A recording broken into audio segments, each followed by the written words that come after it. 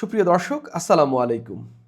কয়েকটি আসনে বিএনপি তাদের মনোনয়ন পরিবর্তনের সিদ্ধান্ত নিয়েছে। অর্থাৎ যে প্রার্থীকে ইতিমধ্যেই তারা মনোনয়ন দিয়েছে তাকে পরিবর্তন করে অন্য কাউকে সেখানে মনোনয়ন দিবে বিএনপি।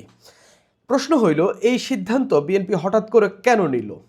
এই সিদ্ধান্তটি বিএনপি নিল তাদের জোট এবং শরিক কিংবা তাদের যে যুগপৎ সঙ্গী যারা তাদের জন্য।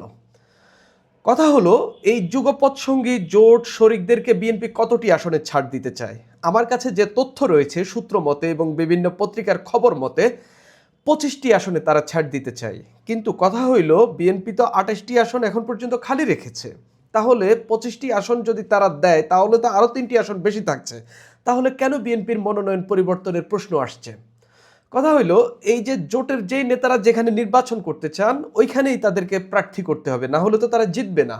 এই জন্যই বিএনপি সিদ্ধান্ত নিয়েছে 13 থেকে 17টি আসনে তারা তাদের মনোনয়ন পরিবর্তন করবেন। অর্থাৎ ইতিমধ্যেই তারা যে প্রার্থী দিয়ে দিয়েছেন ওই আসনগুলোতে, সেই আসনগুলোতে তারা মনোনয়ন পরিবর্তন করবেন। আমরা দেখব সেই সম্ভাব্য আসনগুলো কোনটি কোনটি হতে পারে। আগে জানা দরকার বিএনপি এখন পর্যন্ত কতটি আসনে মনোনয়ন দিয়েছে। আমরা জানি 3 নভেম্বর সর্বপ্রথম বিএনপি 237টি আসনে বিএনপি তাদের প্রার্থী তালিকা ঘোষণা করে। এর মধ্যে এর পরদিনই একটি আসনে স্থগিত করা হয়, অর্থাৎ 236টি আসনে বিএনপি প্রাথমিকভাবে 3 নভেম্বর তাদের যে সিদ্ধান্ত হয় সেই অনুযায়ী 236টি আসনে তাদের প্রার্থী তালিকা দেখা যায়। এরপরে 4 ডিসেম্বর তারা আরও 36টি আসনে তারা প্রার্থী তালিকা দেয়। সব মিলিয়ে 272টি হয়। এরপরে আমরা দেখলাম না, বাংলাদেশ লিবারাল ডেমোক্রেটিক পার্টি যে দলটি নিজেদেরকে বিলুপ্ত করে তারা বিএনপির সঙ্গে যুক্ত হয়ে গেল। এরপরে আমরা দেখলাম সাদাত হোসেন সেলিমকে লক্ষ্মীপুর 1 আসনটি দেওয়ার ঘোষণা দেওয়া হলো। 272 আর লক্ষ্মীপুর 1, 273টি আসন হইল। খালি থাকছে কতটি? আরও 27টি আসন খালি। এখন বিএনপি জোটকে দেবে সর্বোচ্চ সর্বোচ্চ গেলে 25টি, আমার কাছে যে খবর। তাহলে আরও 2টি আসন খালি থাকছে। তারপরেও বিএনপি এখন পর্যন্ত 13 থেকে 17টি আসনে প্রার্থী পাল্টানোর সিদ্ধান্ত নিয়েছে। তাদের দলীয় নেতাদের যে কথাবার্তা এবং দলীয় নেতাদের সূত্র মতে যে তথ্য পাওয়া যাচ্ছে, সেই তথ্য মতে এখন পর্যন্ত এটাই হলো ঘটনা, যে 13 থেকে 17টি আসনে তারা প্রার্থী পরিবর্তন করতে পারে। এখন এই 13 থেকে 17টি আসন কোনগুলো? সবচেয়ে বেশি পরিবর্তন হবে এই যে 4 ডিসেম্বর যে কয়েকজনকে মনোনয়ন দেওয়া হইল, 36 জনকে, এখান থেকে বেশি পরিবর্তন আসবে। পরিবর্তনটা কেন আসবে আমি একটু আগে সেটা বলি। হ্যাঁ, তারপরে কোথায় কোথায় কি ঘটতে পারে আমি বলবো। আসন বন্টনকে কেন্দ্র করে বিএনপি একটা বিপাকে পড়েছে এই জন্য, এই যে তাদের যে জোট কিংবা যে শরিক, এই শরিকের সাইজটা খুব ছোট। শরিকের সাইজ বলতে সব মিলিয়ে সাইজ না, এই যে পার্টিকুলারলি যে প্রতিটা দল, যেমন ধরেন যে বিপ্লবী ওয়ার্কার্স পার্টি খুবই ছোট দল, জোনায়েদ সাকির গণসংহতি আন্দোলন খুব একটা বড় দল না, ইভেন আন্দালিব রহমান পার্থ দলও খুব বড় না, এনডিএমও খুব বড় না। এগুলা বড় জোর একটি আসন আদায় করে নিতেও তাদের খুব কষ্ট হয়ে যাবে। সব মিলিয়ে দল আছে 30টির মতো, 30টি না হইলে 25টি তো হবে। এই এতগুলো দলকে বিএনপি যদি 2টা করে আসন দিতে যায় খুবই বিপাকে পড়বে। এখন অসুবিধাটা হইল কি, যখন দেখা যাচ্ছে কোনো দল 3টি আসন পাচ্ছে, কোনো দল 2টি আসন পাচ্ছে, আবার কোনো কোনো দল পাচ্ছেই না, তখন ওই দলগুলো জোট থেকে বেরিয়ে স্বতন্ত্র চিন্তা করছে। এখন বিএনপির এই যে তারা বেরিয়ে গেলেও কোনো অসুবিধা নেই, বিএনপির জন্য নির্বাচনে কোনো অসুবিধা নেই, কিন্তু তারা যখন বেরিয়ে যাবে, তারা যখন বিএনপির সঙ্গে আর থাকবে না, বিএনপির সিদ্ধান্তকে তারা ওন করবে না। এই যে বিএনপির সঙ্গে ধরেন বিএনপি ক্ষমতায় বসলো বা বিএনপি কোনো একটা আন্দোলন করলো, সেটার সঙ্গে তারা সঙ্গী পেল না, রাজনৈতিক সঙ্গী পেল না, সেই জায়গায় তারা সবচেয়ে বেশি বিপদে পড়বে। এখন তারা এখান থেকে বেরিয়ে যাওয়া মানেই বিএনপির বিরুদ্ধে যে বলয় রয়েছে বা যে জোট রয়েছে সেখানে যুক্ত হওয়া। এই যুক্ত হয়ে গেলেই বিএনপি আসলে একা হয়ে পড়ছে। এই একা হয়ে পড়ার মধ্য দিয়ে তারা আসলে পলিটিক্যালি খুবই দুর্বল হয়ে পড়বে। সেজন্যই তাদের এই জোট সঙ্গীদেরকে অন্তত নির্বাচনে আসন দিয়া খুশি রাখা খুবই জরুরি হয়ে পড়েছে। সেই জায়গা থেকে তারা 25টি আসনে ছাড় দেবে এবং সেই ছাড়ের জায়গা থেকে তারা 13 থেকে 17টি আসনে প্রার্থী পরিবর্তনের সিদ্ধান্ত নিয়েছে। এবং যাদেরকে তারা প্রার্থী করতে পারবে না, যেই দলকে তারা প্রার্থী করতে পারবে না, তাদেরকে কাউকে তারা উচ্চকক্ষে নিয়ে যাওয়ার কিংবা ক্যাবিনেটে সদস্য করার, মন্ত্রী করার মন্ত্রী করারও হচ্ছে ওয়াদা করতেছে, এরকম কথাবার্তা শোনা যাচ্ছে। কিংবা হচ্ছে বিএনপির যেই নেতা একাধিক আসনে নির্বাচন করবেন, যেমন খালেদা জিয়া 3টি আসনে নির্বাচন করবেন, সেখান থেকে পরবর্তীতে 2টি আসন হয়তো বা শরিকের কাউকে ছেড়েও দেওয়া হইতে পারে, কারণ খালেদা জিয়া তো একসঙ্গে আর 3টে আসনের এমপি হইতে পারবেন না।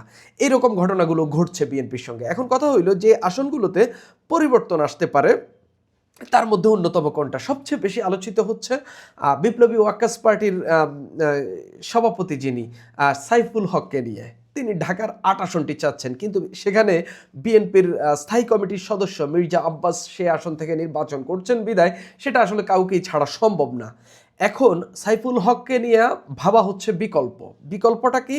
তাকে ঢাকা 12 আসন দেওয়ার কথাবার্তা চলছে। এখন ঢাকা 12 আসনে যিনি নির্বাচন করবেন তিনি সাবেক যুব দলের বড় নেতা এবং উত্তর বিএনপির, ঢাকা মহানগর উত্তর বিএনপির সভাপতি ছিলেন সাইফুল ইসলাম নীরব। এখন তাকে সরিয়ে দেওয়ার আলাপজোলাপ হচ্ছে, কেননা তার বিরুদ্ধে চাঁদাবাজির অভিযোগ রয়েছে। তার বিরুদ্ধে তার চাঁদাবাজির অভিযোগের কারণে ঢাকা মহানগর উত্তরের কমিটি পর্যন্ত বিএনপিকে বাতিল করতে হয়েছে।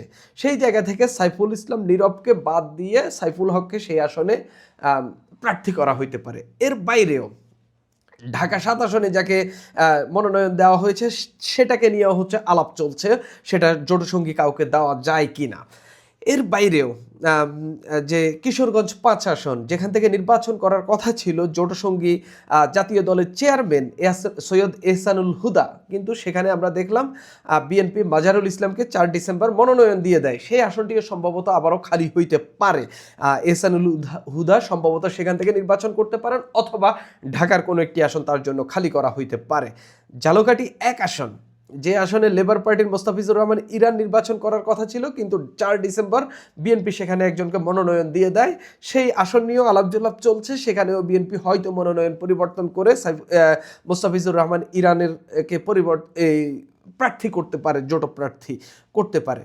এই ছাড়াও আমি এর আগে একটা আলাপে দেখিয়েছি বিএনপি আসলে কোথায় কোথায় জোট সঙ্গীদেরকে দিতে পারে। আমি 19টি আসনের হিসাব দেখিয়েছি যেখানে জোট সঙ্গীদেরকে দিতে পারে। তার মধ্যে যদি আমি বলি যে হচ্ছে ঢাকা 13, ঢাকা 17, নীলফামারী 1, নীলফামারী 3, তারপরে লালমনিরহাট 2, বগুড়া 2, পাবনা 1, ঝিনাইদহ 2, বাগেরহাট 2, যেখানে সাইফুল হককে দেওয়ার কথা হচ্ছিল।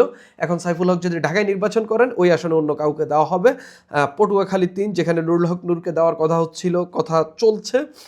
ফিরোজপুর 1, ময়মনসিংহ 10, তারপরে হচ্ছে নরসিংদী 3, নারায়ণগঞ্জ 4, তারপরে সিলেট 5, ব্রাহ্মণবাড়িয়া 6, তারপরে কুমিল্লা 7, এই আসনগুলো, লক্ষ্মীপুর 1, এই আসনগুলোতে, তারপরে লক্ষ্মীপুর 4, এই আসনগুলোতে জোটসঙ্গীদের দেওয়ার কথা ছিল। এর মধ্যে 3টি আসন, ময়মনসিংহ 10, কুমিল্লা 7, তারপরে হচ্ছে লক্ষ্মীপুর 1, যেহেতু LDP Bangladesh liberal Democratic party দলটি বিলুপ্ত করেছে, সেক্ষেত্রে এখন তারা ধানের শীষের প্রার্থী হয়ে যাচ্ছে। এছাড়া বিএনপির আমি যে 19টি আসনের কথা বললাম, আরও 8টি আসন বিএনপি খালি রেখেছে। সেগুলো হইল চট্টগ্রাম 14, দুঃখিত চট্টগ্রাম 14তেও বিএনপির শরিকের কেউ পাবে, ঢাকা 20, ঝিনাইদহ 1, তারপরে ঝিনাইদহ 4, বাগেরহাট 1, বাগেরহাট 3, গাজীপুর 6, নরসিংদী 3, ব্রাহ্মণবাড়িয়া 2, চট্টগ্রাম 11, এই আসনগুলো এখনও বিএনপি খালি রেখেছে, যার মধ্যে 19টিতে বিএনপির জোটসঙ্গীরা পাওয়ার কথা ছিল, 8টিতে বিএনপির দলীয় প্রার্থী পাওয়ার কথাবার্তা চলছিল। এখনও বিএনপির 91টি আসনে, আমার হিসাব মতো 91টি আসনে বিএনপির প্রার্থী পরিবর্তনের আন্দোলন চলছে। 2-1টি আসনে জনপ্রিয়তার ভিত্তিতে বিএনপি এমনিতেই দলীয় প্রার্থী পরিবর্তন করবে। চট্টগ্রাম 4 আসনের কথা সবচেয়ে বেশি শোনা যাচ্ছে।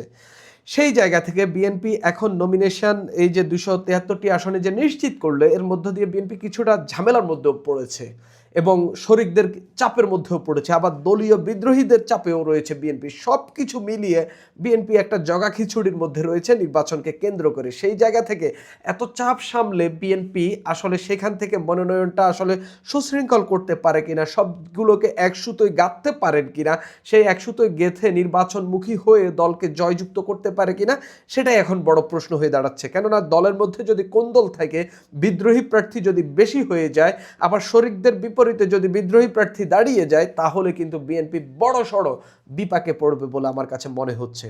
আপাতত আমার কাছে তথ্য হলো বিএনপি কিছু আসনে প্রার্থী পরিবর্তন করছে, সেই সংখ্যাটাও একবার কম না, সেটা জোটসঙ্গীদের জন্য। তবে এর বাইরেও দুই একটি আসনে বিএনপি জনপ্রিয়তার ভিত্তিতে যে প্রার্থী দিয়েছে, যেখানে বেশি ক্যাচাল লেগে গেছে, সেখানেও বিএনপি আসলে এইসব নিয়ে ভাববে বলে আমার মনে হয়।